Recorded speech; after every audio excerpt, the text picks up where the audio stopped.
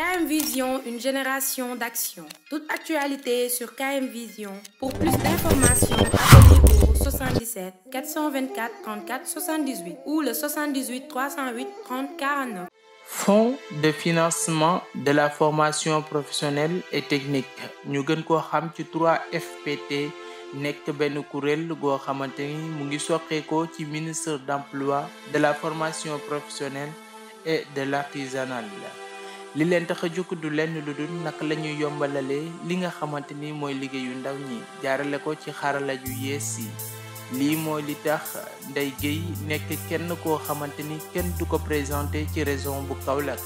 turam des ci taarix rawatina ñi nga xamante ni ñoo dëkk Saloum ak li ko wër moom mile moo ñëw fii ci diwaanu Kër Madiabel amal formation bu mucc ayib formation boo xamante ni ay ndaw rawatina ay jigéen dañ leen tàggat ci liggéey yu bëree bëri lu ci mel ni coiffure ak yeneen yi nga xamante ne ni moom la làmboo moom mi de di Ndeye Gueye daal dina ci yëy yàgg lañ may wax ñu gën ma xam ci Ndeye Gueye salon EPFCE école privée de formation en coiffure esthétique Fatou Sarr chez Ndeye Gueye Kaolack. waaw suñu ñëw fii ci Kër Madiabel muy ñëw bu neex ci ñun bu sedd suñu xol ñu lëkkaloo ci nag ak ku ñuy wax 3FPT ku nekk xam na ne bànqaas bu mag la ci état li ko tax a jóg nag mooy suqali ndaw ñi jox leen métier fekk chef d'entreprise yi nga xamante ni soxla nañ renforcement de capacité ñu defal leen renforcement de capacité. loolu moo ñu tax a jóg tey ñu ñëw fii Kër Madiabel 3FPT ñëw nag bëgg a dimbale coiffeuse yi nga xam ne ñoo nekk ci fii ci Kër Madiabel ci modèle yi nga xamante ni génn na bees pour yokkal leen seen xam-xam ma ñëw nag ànd ak sama partenaire CFP bu Kaolack madame Sène nekk nii ñu ànd liggéey bi macha allah ñëw fekk fi aussi itam ki représenté maire macha allah ànd nag ak sama équipe bu doy bu dynamique macha allah sama ay formateur formatrice ñu ngi fi macha allah ñu ñëw nag fekk si ku ñuy wax Xaadim Samb Xaadim dox lii tey ba yàlla dogal coiffeuse yi am lii ñu ñëw nag pour andil leen li nga xam ne 3FPT moo leen ko financé muy wàllu matériel ci lépp loo xamante nii rek soxla nañ ko te yittewoo ko boole ko ak jox leen xam-xam bu doy sëkk nag.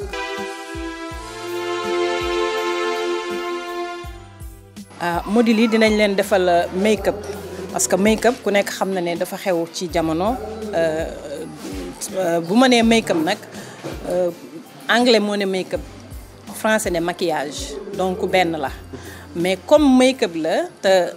application bi am na changement loolu moo waral ñu jóg pour ñëw jàppale leen won leen changement yi ak technique yu bees yi nga xam ne ak ni ñu koy waxee naan pragmatique lu gaaw te baax parce que tam salon yi parfois da ngay seetlu ne dañuy dem yàgg ci salon yi temps bi ñu jël ko fa léegi ñu ñëw nag pour won leen ay techniques yoo xam ne dafay gaaw ba nga xam ne sa cliente di nga mën a am ay clientes yu bari ci biir salon bi te vraiment duñu tardé. donc dinañ leen defal tàmbalee nañ tey make-up avant ñuy def make-up def nañ présentation xam naa après dinaa jox madame Sène mu dem ceeg yéen su ko defee ñu won leen li nga xamante ni mooy wàllu make-up kanam gi nga war a make-up type de peau yi loolu yëpp jàngal nañ leen ko wax leen tamit li nga xam ne ki nga war a make-up ak traçage yeeg lépp vraiment defal nañ leen ko ba fi mu toll nii professeurs yi ñoom appliqué nañ ñoom ñu gis bi ñu paree ñoom apprenants yi ñoom ñi ngi appliqué fi ñu toll nii ñi ngi defar parce que ñun li ñu tax a jóg mooy jox leen xam-xam bu mat sëkk balaa ñu fiy jógee diiru 5 jours la mais renforcement de capacité la mais renforcement de capacité nag ñun saa suñ ko tegee ci suñ loxo dañ ciy dem ba jeex parce que ki nga fekk si da nga koy jàpp comme sa bopp li nga teraanga bi nga am ci salon loolu nga koy yéene moom mu am ko ci métier ba tax na xam-xam bi nekk ci moom yëpp da ngay am yéene pour jox ko. tey 40 ñoo fi daje 40 yoo xamante ni macha allah ay coiffeuse lañ ay jàmbaar lañ wax dëgg yàlla mais ñu baax lañ ñoo xam ne jikkoy artisan la ñu yor ñu yaatu lañ nangu nañu neex nañoo formé. neex nañoo jox sa xam-xam te it ñu ngi koy capté ñu ngi koy jël bu baax a baax. yan résultat ngay xaar ci ñoom ginnaaw formation bi. xam naa formation bi nag suñ ci paree nii incha allah yaakaar naa Kër Madiabel lu bëri dina avancé ci wàllum salon de coiffure bu soobee yàlla. 3FPT moo leen ko subventionné di leen wax ne nag yemul fii rek parce que tamit bu ñu jógee fii ñoo ngi jëm Diourbel bu ñu jógee Diourbel ñu ngi jëm Bambey bu ñu fa jógee dem Mbacké bu ñu fa jógee ñi ngi jëm Mbour bu ñu fa jógee ñi ngi jëm région de Dakar. 204 salons de coiffure. le 3FPT yëkkati teg ko sama loxo ak samay partenaires ñu ànd pour ñëw jàppale leen ci module yi nga xam ne ñoom soxla nañ ko demandé nañ ko aussi tam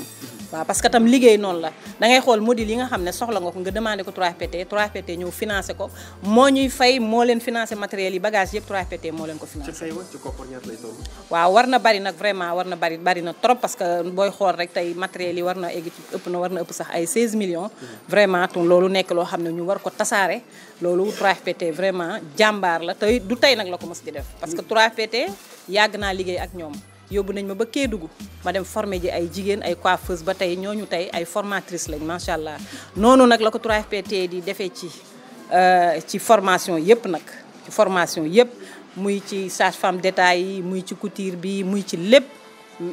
ci menuisier métallique yi 3FPT ba mu dalee dugal loxoom ci ndaw ñi dafa yàgg donc man damay demander toujours 3FPT ku mu jox formation damay ñaan nga di ko fësal parce que yàgg nañ di ko joxe yàgg nañ di dimbale ndaw ñi di leen fayal ay formation di leen jox ay bourse vraiment di leen jox ay kit yoo xam ne pour ñu mën a suqaliku la loolu nag dañ ko war di ko fësal bu baax a baax. ñu ngi lay gërëm di sant. jërëjëf merci beaucoup. waaw man maa ngi tudd Aïssatou Diouf ñu gën ma xamee ci madame Sène nekk formatrice en coiffure CFP Kaolack. comme ni ko déggee waxee nekk partenaire am aussi ci formation bi ak ci yeneen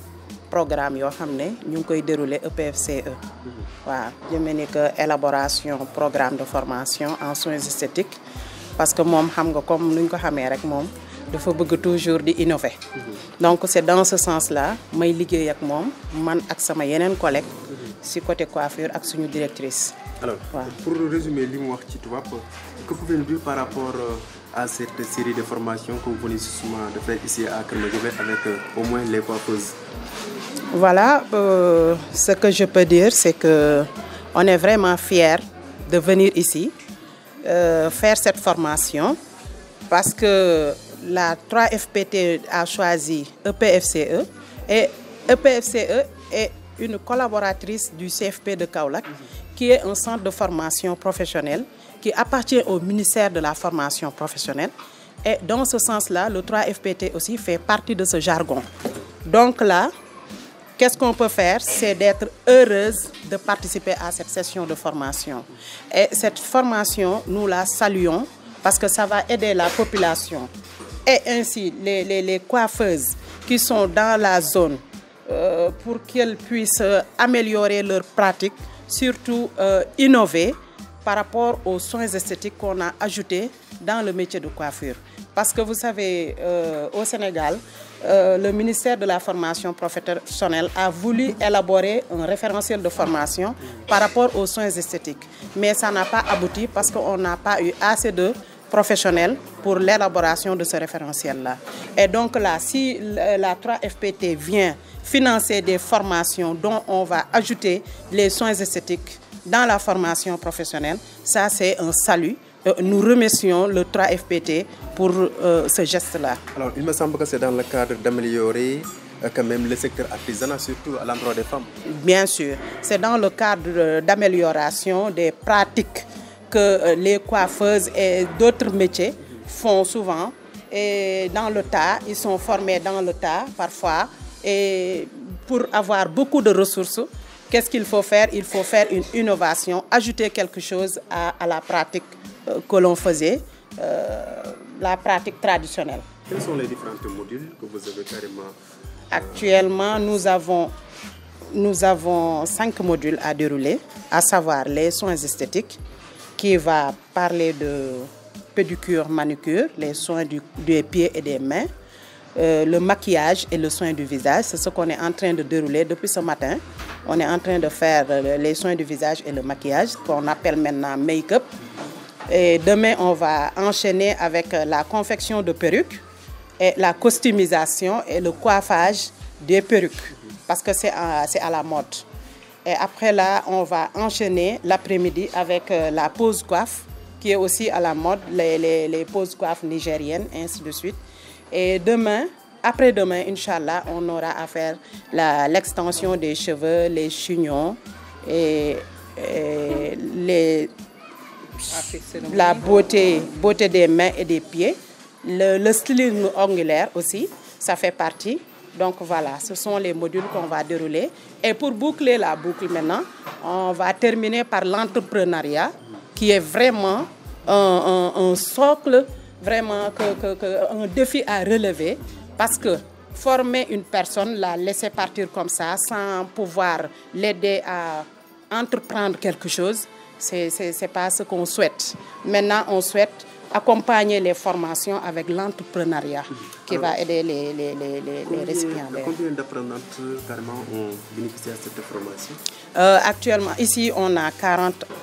bénéficiaires, mais on va passer vers Diourbel. Là, on aura aussi 60 bénéficiaires, ça va faire 100 salons de coiffure. Et on va progresser sur Dakar. Là-bas aussi, on aura 104 personnes à former. Donc, tout ça, c'est l'initiative de la 3FPT et que nous saluons et nous remercions vraiment. Aussi, on conseille aux bénéficiaires de bien connaître la valeur de cette formation-là, parce que ça va leur aider et ça va leur améliorer. Alors, est-ce qu'on peut connaître la valeur de tous ces trucs que vous avez justement exposés pour un tout petit peu aider? Bon, on ne peut pas dire exactement le nombre de millions que la 3FPT a déboursé pour ça, parce que les formateurs qui vont dérouler la formation ont été payés par la 3FPT, ainsi que le EPFC, et on a acheté tout ce matériel qu'on a acheté, ça vient du 3FPT. Déjà, au sortir de ces formations, on va leur équiper en termes d'accompagnement, et tout ça, ça vient de la 3FPT. Ça va tourner environ vers les 16 millions et quelques, mais on ne peut pas dire la somme exacte. Merci cordialement. Merci à vous pareillement. Fàttali ñu tur bi comme en guise de présentation. man la Khady Kane man la Khady Kane. Lan nga représenté ci mairie bu Kër Madiabel. maa yor commission artisanat commerce ak artisanat. maay présidente. teewal fi monsieur le maire. teewal fi monsieur le maire Laye Diatta. alors ban gis-gis nga am ak impression par rapport formation yu am solo yi nga xam ne si mairie ko brigué léegi tey. xanaa kontaan si rek di ko rafetlu di gërëm Ndeye Gueye parce que lii ñun mosuñu ko fee am matériel bi mu wàccee fi tey ak liggéey bi mu fi def tey c'est la première fois mu am fi ba ñu ngi koy gërëm ci turu maire. te maire tam kontaan na bu baax ndax lépp gis na ko ci suba lañ njëkk a def présentation bi ñu envoyé ko waa 3FPT na ñu ngi leen di gërëm bu baax di wax ne nañ ci jàpp nañ ci gën a jàpp gouvernement bi nañ si gën a jàpp. parce que tam ñii ku leen jàppale ñu dem ndax bëgg nañ Sénégal dem Ndeye Gueye mii jëlut liggéeyam rek foyee ko dafa nekkoon Kaolack nekk jàmbaar ku demu salon Ndeye Gueye danga ne saluwuma man xam naa ci dara nee naa ko sama doom sama jabar bi ma fa indi woon am na doom xale ba am na doom kañ doon génta di sant yàlla nag. alors maintenant par rapport ak formation bi ban taxawaay la mairie bi am wala engagement boo xam ne noppi rek ngir gunge ñi nga xam ne tey ñoo. waaw monsieur le maire nee na kontaan na ci engagement bi ñoom Khadim Samb jël jàppal ma jàpp marché bi xale yëpp macha allah jàmbaar lañ mais nee na kontaan na si ñoom jël na engagement mairie bi dina leen jàppale ak partenaire am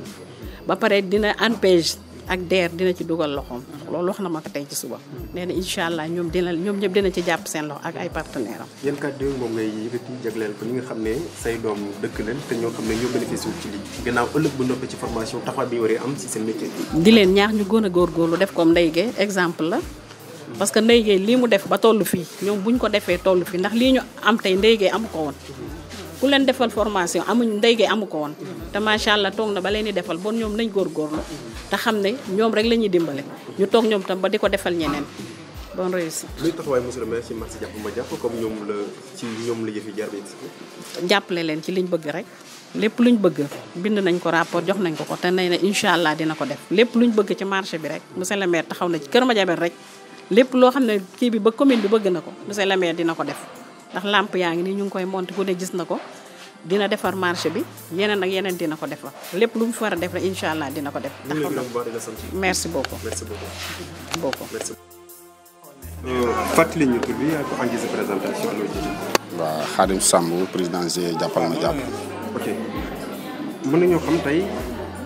formation bi nga xam ne seq ngeen ko waa 3FPT mu jaar seen loxo ban démarche ngeen def ba mën ko jot comme en tant que bénéficiaire. waaw donc gannaaw bi ñu nuyoo ñëpp di sant di gërëm di wax ne 3FPT projet bi ñu financé mu jëm si wàllu formation li ñu def ba jot si donc lu yomb la jafewul parce que li tax mu wax loolu mooy gannaaw bi yàlla dogal ñu organisé wu nekk benn GIE boo xam ne d'ailleurs ñu ngi en activité ba dèjà xam nañ ne dèjà ñu ngi si bi loolu amee nag yàlla dogal aussi ma am benn waaye bu ñu xamanteel ñu koy wax le président Abdoulaye Diaby muy quelqu'un boo xam ne vraiment day liggéey lu bari si secteur de l'artisanat bi ñu xamantee mu ne ma léegi ndax Kër Madiabel dama bëggoon ñu def le tout ñoom ñu mën a bénéficier wu ay formation donc bi ma koy wax sax des fois dama koy faral di wax waa ji xamante wuñ sax masuñoo gisante par téléphone ak ñoom wax te waa ji mu ngi dëkk ba Ziguinchor donc lu mel noonu bi ma ko waxee rek man dama si sawar donc dama doon sawar sax ku mel ne musaloo baaraloo ñëw toog fii aussi parce que dafa di koo xam ne dafa dëkk si dëkk bi mais muy koo xam ne aussi vraiment léppam développement Kër Madiabel la keroog bi may wax ak waa ji téléphone moom mu ngi toog mais bi ñu coupé tag bi ma waaj a envoyé dossiers yi moom moo ko jël traité ko le même jour envoyé waat ko ñu demandé ñu pour formation yi donc foofu lañ jaar pour ñu am ginnaaw bu mu yegg si seen loxo ban yëg ngeen ci am waaw ba njëgee lañ si am mooy dèjà am nañ si mbégte ak kontante ndax li tax mbégte ak kontante mooy dañu am benn tur bu ñuy wuyoo ñu koy wax jàppal ma jàpp donc bu ñu xasee ba ne jàppal ma jàpp rek xàmmeetuñ ko ci bokk ak ki ci bokkul dañu bëgg ñëpp ànd jàpp ci lu tax ma wax loolu ak yëg-yëg boobu mooy tey formation bi boo xoolee bénéficiaires yi fi nekk à 90% amuñu carte membre GIE jàppal ma jàpp te toutes les formations noonu lañ koy faral di defalee kon donc loolu mooy mbégte bi ma si njëkk am tey saa bu ñëwee te li tax ma loolu ko ma man ko am di si du man ñi ngi gis sama pegg ñoom la parce que toujours lu ñëw rek ñoom xalaatuñu ci seen bopp dañ ne noonu nañ ko delloowaat dëkk bi ba waa dëkk bi gis ci seen bopp léegi ñun après leen lu ñëw ñu door a xam ne lii ñëw na donc loolu muy mbégte goo xam ne si am naa ko si beneen bi aussi mooy tey fi ñu fekkoon li nga xam ne mooy salon de coiffure amoon nañ expérience ñu ngi doon liggéey mais tey jàpp naa ne renforcement de capacité bi képp ku ko assisté pour 5 jours am naa yaakaar ne boo delloo sa place di nga am beneen façon booy liggéeyee bu gën a maye koom-koom mais bu gën a gaaw si sa liggéey ni nga ko doon defee. lu mën a indi ci njeexital positivement ci secteur artisanal Kër Madiabel. li mën a indi si njeexital positivement dama déggul nasaraan positif mooy lu rafet wala lu ñaaw. très bien donc li mu mën a indi comme njeexital nu mu gën a rafetee si biir secteur l'artisanat yaakaar naa ne loolu tontu bi aussi dana yomb